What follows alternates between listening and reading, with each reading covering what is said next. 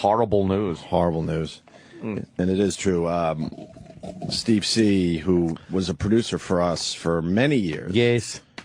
Worked with the show for, I don't know, at least 10 years. Yeah. Died. Terrible. And I'm sick about it. That's terrible. And E-Rock was getting the call from his wife, yesterday during the show? Yeah. And then you chose to tell us right after the show. Yeah. Yeah, I didn't want to interrupt with what you had going on at that time. Poor E-Rock. He has to break the news. It's a really sad day. I remember bringing him on to NEW back in the day. He would send us tapes. Yeah, back in the day. And he sent me a bunch of tapes. He really wanted to be in radio bad. He was doing small town radio, but he had that voice.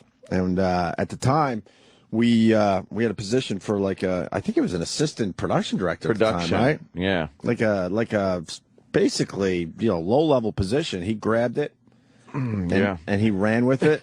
He also realized we didn't have a website. So he took it upon himself to, build a website for us, basically. And watermark everything. He watermarked everything. I'm not saying it was perfect. I'm not saying it was perfect. Oh, my God. But he did pick up on our laziness. So I have a love-hate with that watermark because we weren't doing anything. Oh, see, now you're just giving Kevin from Connecticut an excuse. No, but we even got past that.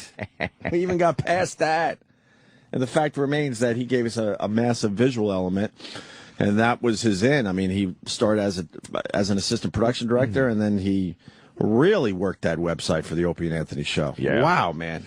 When no one had websites. Yeah, it was pretty good. It was, of course, Foundry. Yeah. Foundry Music. I mean, the old listeners remember me saying a million times, foundrymusic.com, FOUNDRY music.com. Yes. I probably said that 10,000 times easily. Yeah. Easily. Remember to try that. to get to, people to the website to check out our shit. Videos, pictures, sounds, everything. Stinky cam. Everything. So, E-Rock, what can you tell us? All right. Well, without going into any details, dummy. Yeah.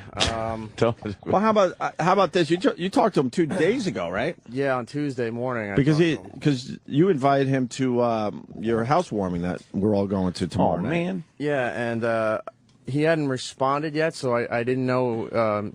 Usually he would tell me right away, yes or no, if he could come out. So I sent him a text. I'm like, hey, are you guys coming?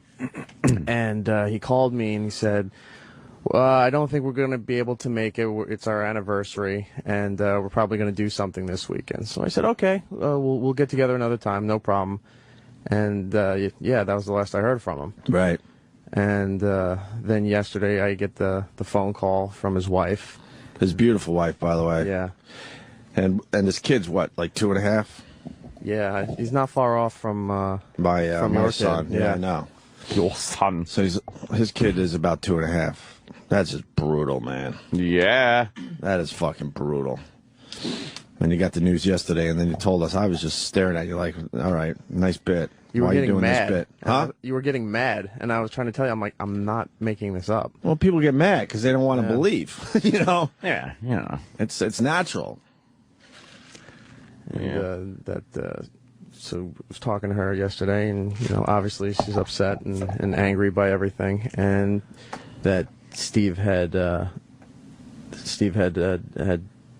died Wednesday night. Jeez. Yeah, it sucks. Such is what they say, life. Yeah. Life. You don't like this shit, do you? No, it's terrible. No one really likes it, though. It's terrible. It's terrible. No one really likes it at all. Hate it.